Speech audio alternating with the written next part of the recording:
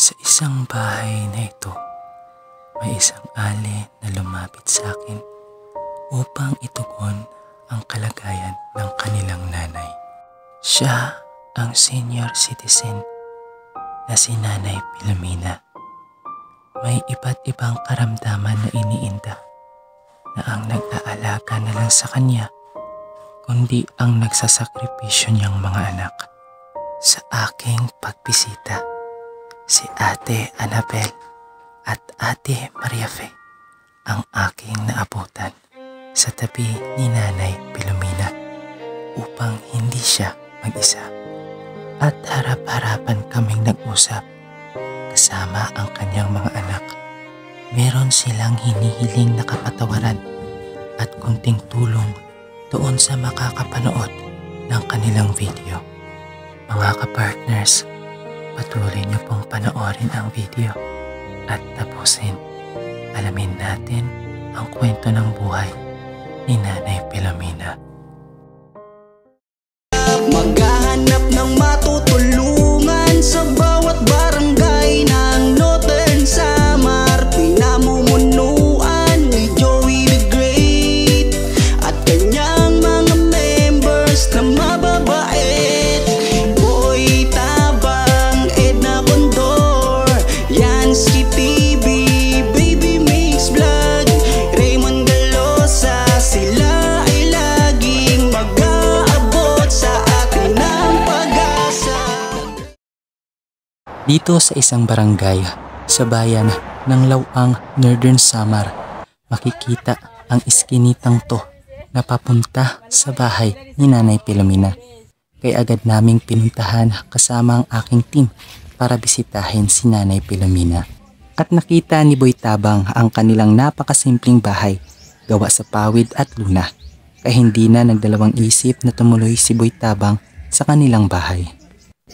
Ayan po mga kapartners, welcome back po sa ating YouTube channel. Syempre, Boy Tabang, mapagpalang araw po sa ating lahat. At syempre, shoutout po sa ating mga charity viewers at yung ating mga mapagmahal na sumusuporta kahit sa maliit na paraan sa panonood lang ng ating video. Ayan, sa ating mga mapagmahal na mga viewers, shoutout po sa inyong lahat. Ngayon, nandito po ngayon kami sa bayan po ng Rawis upang magsagawa naman ulit ng panibagong charity vlog. At syempre, meron na rin po kaming binilikan dito na na-vlog na po ni Biyahing King. Thank you so much po Ma'am Hawaii sa inyong binigay na pagmamahal at suporta kay Biyahing King doon po sa kanyang na-vlog na si Kuya Edmond. So ngayon, nandito po sila Yansky, sila Biyahing King. At meron po sa aking nirekomenda dito si Ate. Ate, nasa ba si Ate? Ayan, nandito po siya. Halika dito, Ate. Ayan. So si Ate po yung nagrekomenda sa akin sa aalamin natin yung sitwasyon. Yan. Ano po yung sitwasyon nyo dito, Ate? Sa nirekomenda nyo po sa akin. Kuan po sir, ini nga anak ko nanay, mayaon sakit siya nga hapo. May asma siya. May asma. May asma. Di ka, kanya tuhod liwat, di siya na ako sa paglakaw kay masuol. Tubtubla siya doon sa pagliningkod. Diri gud siya nakakuan di ka hindi dulungan naman na mo pagkaon sa ako mga magurang. Okay. Okay. So ayan. Ano po pala pangalan ni Ate? Maria P. Akuin. Ano daw? Maria P. Akuin. Si Ate Maria Fe. And Ate Maria Fe, syempre pahintulutan niyo po sana ako na kahit paano ma-interview natin si nanay, yung inyong pong ina, para malaman din po ng mga viewers namin kung saan po sila para ang pwedeng tumulong sa kanila. Opo sir. Okay, so ayan po mga kapartners, wag na po natin patagalin at alamin po natin ang kwento ng buhay ni nanay. So ayan po mga kapartners, bisitahin po natin yung inirekomenda ni Ate Maria P. Hello po. Hello. Ayan, magandang hapon po. Magandang hapon naman, sir. Ito po si nanay. Ito po ba si nanay? Apo. Ano pangalan niyo, nay? Pilomena Mongkada. Si Nanay Pilomena. Siyempre si Ate. Si Ate Annabel. Si Ate Annabel. Ay, grabe, ang gaganda po ng pangalan ng mga anak po ninyo. Pwede po tayo makipagkwentuhan? Ay, ito lang ako. Pwede. Pwede naman po. Oo, siyempre. Ayan, magandang hapon po muna. Mag-bless po muna tayo. Ayan. God bless. Ayan. So, pwede ba makipasok? Pwede ba pumasok? Ayan. Kamusta po? Pilomena. Hindi gihapon, nag-iinan po sa sakit. Sa kasakit. Bakit po, Nay? Kay di kan manlak na kuan na hospital na stroke up. Basta man layan na di pa manak na hawasan kay di pa manak na kuan sa pagbulong. Anak ako sakit, may hapo, may asma, sarayuma. May ito na ako niyang binabati. Tapos Ayaw tinawa. tapos gutom. Gutom. Bakit po si nanay nagugutom? Kay para man natin ako sin nagpapakaboy sa ako nga sa ninupod-upod ko nga sa balay tulog ang mga anak. Sino naman po yung nagbibigay sa inyo na pangkain nyo? Si Annabel, si Maripi, si Remia. May ito naghatag sa pagkaon. Adaw, aga, kulok. Si Nanay Pilomena pala ay isang kumadrona. Pangunahing trabaho niya noon. Pero dulot na hindi na to pinahintulutan ang ganitong gawain, nag-isip siya ng panibagong hanap buhay. Nga nagkukuan sa kumadro na siya kasi sir dati. Kumadrona! Yung ikaw po yung Siya nagpapaanak. nagpapaanak. Mm. Kaya biglang parang nawala yon. Nawara ito nga pagpaanak kay siyempre kakasuhan man siya kay diri pwede niya na magpaanak sa balay kinanglan sa sinter. Di waray na practice ba siya san pag linakaw-lakaw sadto. Di kan tinigda man lang sa pagsakiti kanya. Ito. Mao na ito nga nagluya na siya good. So bali talagang hindi mo ini-expect na sakit, Nanay. Oo. Okay. Paano naman po yun? Naka-check up na po ba kayo? Ako? Oo. Di ka nag-hospital niyan, wala na. Hindi ka na napa-check up. Hindi na. Mga Ito ilang? na, may bulong siya nga ito gisipalit namin may mga kami kwarta ito kuan niya sa hapo. Nangaran si ito nay nga bulong ito. Nano ngaran si ito? Multi, Muntilukas ang ngaran sa kanya bulong. Muntilukas. Nga sa 47 opo. So bali ano naman po yung trabaho ni Ate Annabel? Kay iya din naglalaba gihapon may manak mga anak sweldo 25. Maman ito na naging sustain. May pamilya po ba si Ate Kaya Annabel? po anak asawa man habal-habal danay niyang kay may maniltio. Danay makabiyahe diri kay siyempre naglilikay kay wala man siya lisensya liwat. Mao ito na buhay-buhay manamo. So bali mayroon din po bang mga anak siya? Oo, yaw anak mga anak. Nagkukuhan po ba? Nag-aaral? Kuha nala, sayo nala. Bali yung Grade iba mga graduate na. High school graduate po. High school graduate lang. So ano, meron po bang mga kanya-kanyang trabaho? Anak, kani nga nakagraduate grade 12 waray pa. Di ka nanduha, may pamilya na. Ang sayo man po adto po sa Manila. So bali, yung mismong kinikita nyo sa pamilya po ninyo, nagsishare din po kayo kay Nanay Pilomena. Nag-share na lang po kami. Ilan po ba kayong magkakapatid na tumutulong kay Nanay? Tulo. Tatlo. Kay, bali upat pa kami nga magburog to. Ang sayo man po, harayad sa San Vicente. Ngadto sa may katubig. Kaya tulo na lang po kami nga ni kung sino man po nakakatigayon, nadulong po ka nanay. Ganun po ba? So, syempre Nay, magpapakilala rin po ako ha. Charity vlogger po kami. So, pamilyar naman po ba kayo sa mga ginagawa namin? Ayan.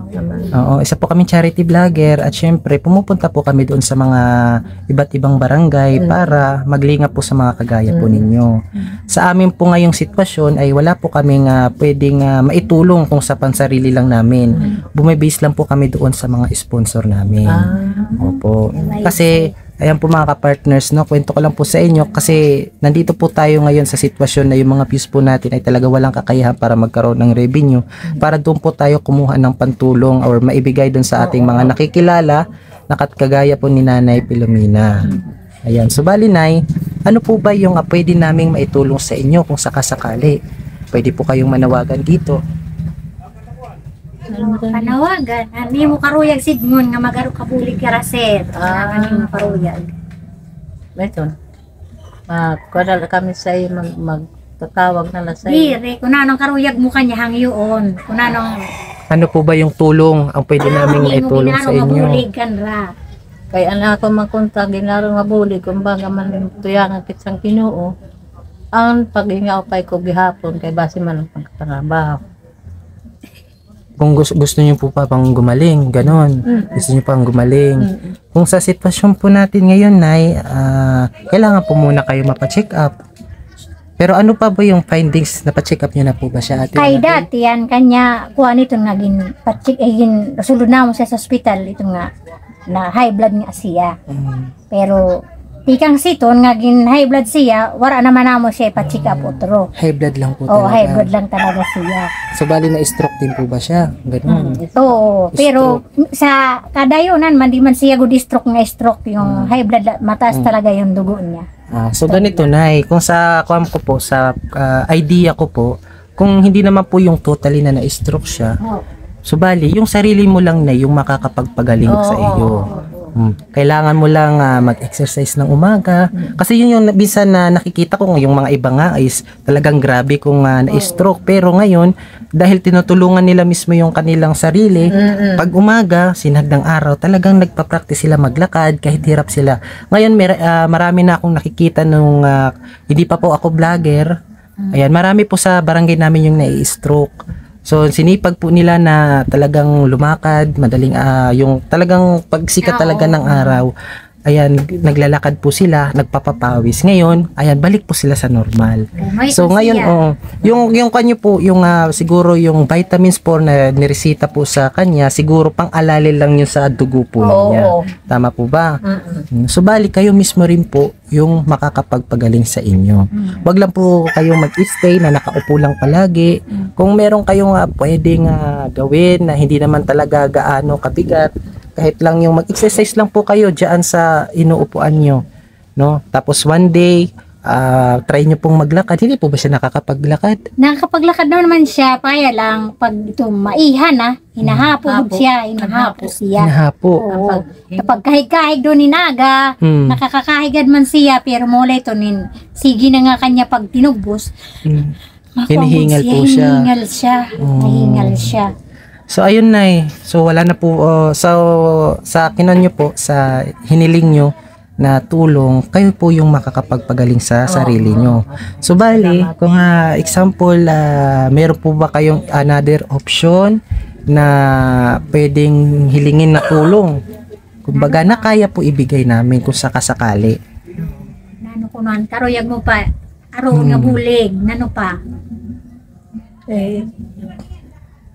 Paralit cancer bubong. Bubong, bakit? Ano po? Ay, maray na kaya bubong. Trapal. Pero okay naman po dito sa Oo, loob. kay yung palitan na mo kuha, di kay turo na nga nito siya. So sa akin na lang po magiging suggestion, Nanay Pilomena, siguro yung kahit bigas na lang tapos konting pangkain-kain mo. Okay na po yun. Dako nga salamat. Oo, Isa oo. dito. Ayan, pero Nay, sinabi ko na nga po na wala po kaming kakayahan kung pasarili lang na ibibigay namin, is kaya namin kung meron po sana kaming revenue. Pero ngayon po, kasi sa sitwasyon po namin is talagang napaka-down po or napakababa po ng aming revenue, wala po kaming doon sa criteria na makakasahod kami dito po sa mga ginagawa naming charity. Yung maitutulong lang po namin na pansarili po sa pangsarili namin is yung ma-expose po yung kalagayan ninyo through social media na para mapunta po doon sa may mga kakayahan na tumulong. Tama po ba, ate? Ayan. So ngayon, Nay, siguro yan lang po nga ang maitutulong namin. At sa ngayon po, wala po muna akong maibibigay sa inyo, ha? Pero sisikapin ko po na kahit papano na makapunta po ang kwento ng buhay nyo doon sa may gininto ang puso. Kagaya po sa kay Kuya Edmond, kilala niyo po ba si Kuya Edmond? Wala po kaming nilabas doon na pera, pero yung kalagayan po nila is talagang deserve na tulungan, may nakakita Talaga. na isang may nakakita na isang pagpasalamat na mo. na isang viewers na talagang gusto niya na kahit kasi hindi pa naman daw katagalan na nangyari pa lang sa kanya, 2 buwan pa lang. So sabi ng isang sumusuporta sa amin na sige, gawan natin ang paraan para hindi matuluyan si Kuya Edmond. So ayun po yung aming ginagawa kasi wala po talaga kaming kakayahan. Pero susubukan po namin ay lapit doon sa may mga ginintong puso para matulungan kayo kahit sa ganung paraan lang, ha? Ayan. Salamat, sir. Pero hindi lang po ako na mag-promise kung kailan po kami babalik kasi sabi pa nga kanina ni ate na pasulpot-sulpot lang kami, ha? Pasulpot-sulpot lang po kami, ha? Pero nandito naman po kayo palagi, di ba? So Siyempre, ayun, ano yung po masasabi niyo sa kalagayan pa pala ng nanay niyo? Marunong ba si ate magtagalog? Ano po ba? Dara ko, malaking, nagpapasalamat ako na merong gininto ang puso kagaya ninyo po, sir. Anong pangalan niyo po? Ayan po si Boy Tabang po. Sir, salamat sa pagtulong sa nanay ko. Kasi nakapunta kayo ng Rawis na napansin nyo yung nanay ko na ganito na yung ano niya. Hindi naman gaano mahirap, pero ang hinihingi lang naman niya yung kahit lang sa bigas o sa pagkain o gaya nga ng sa inyo. Maraming salamat, sir. Maraming salamat at yun na nga ang nanay ko napansin niyo. So ayan, nasa po pala yung isang kapatid niyo. Lilit! Maria P! Tara lang! Nandito po yung isang kapatid ni kapatid ni Ate Annabel. Halika ate, upo ka muna doon, te. Salamat, sir. Ayan. Bakit niyo po inalapit sa amin yung nanay po ninyo, ate? Sir, para matulungan siya sa bisan man lang, sir, pambali sa bulong. May tulong. Gamot. Oo, sa gamot. Para kupay-pay man na akong nanay sa kuan sa kanya hapo kay anak ko sir nahado kasi sitong gabi di masya din inaroy ang pagpaupod sa mga kabataan kay ayaw niya na mayroon siyang kasama dito na anak mga anak niyo. ko kay magkilwag na diri siya san magkilwag nga kabataan kaya siya nagsusuno na siya didi may ito na karuyag ko bisala pambalyo sa kanya gamot mabuligan man siya sir. Okay, walang po problema yun kung meron po makapanood ipag-pray lang po natin syempre wala pong ibang makakatulong kundi ipag-pray lang natin na merong hindi namin nakalain, sir, na darating kayo. Malaking tulong to. Kahit yung mga mukha nyo lang, tuwang-tuwa na kami at nakapunta kayo dito sa... sige na, ganito na lang ha. Idadaan po natin to sa... Salamat, Mandal, sir. Yan. Yan lang po yung aming maitutulong sa inyo ngayon ha. Kasi syempre, yun na nga, sinabi ko na wala po talaga kaming kakayahan. Itong platform po natin na pag-expose po ng kwento ng buhay ng mga beneficiary po kagaya sa kalagayan ni Nanay Filomena, yan napibibigyan po natin ng pag-asa yung mga kagaya niya. Kasi kung sa amin lang, kung sa personal lang namin, kahit ngayon bigyan namin kayo ng yung hinihiling niyo pero yun po talaga is wala po talaga kaming kakayahan. Yung nagiging power lang po namin or yung nagiging kapangyarihan lang po namin is talaga yung mga sumusuporta sa amin. Ano, Nay? Yan, mensahe mo para doon po sa mga nanonood sa vlog po natin ngayon. Salamat naman sa lahat ng pagkirita. Diri ko arok si bulig. Sana matulungan mo kami. Matulungan mo ako sa pagbili ng gamot. Ay, ikaw po ba yung bumibili ng gamot?